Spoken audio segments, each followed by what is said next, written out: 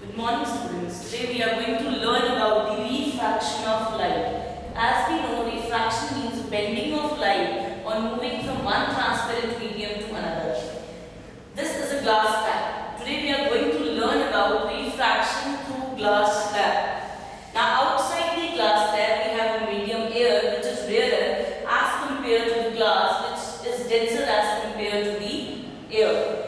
This AB is an incident ray. When it falls on a glass slab, as we know, whenever a ray moves from rarer to denser medium, it bends towards the normal. And angle of incidence becomes greater than the angle of refraction, whereas whenever a ray of light moves from denser to rarer medium, it bends away from the normal. And angle of incidence will be less than the angle of refraction of light.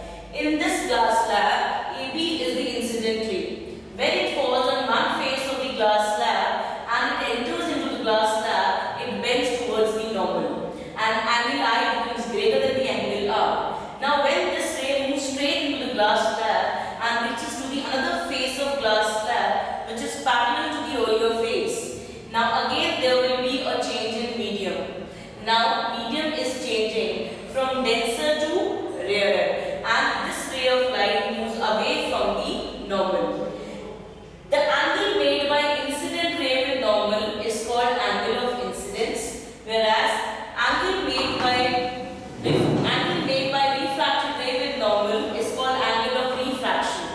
And angle made by emergent ray, the ray which is coming out of the glass slab, is called emergent ray. The angle made by emergent ray with normal is called angle of emergence.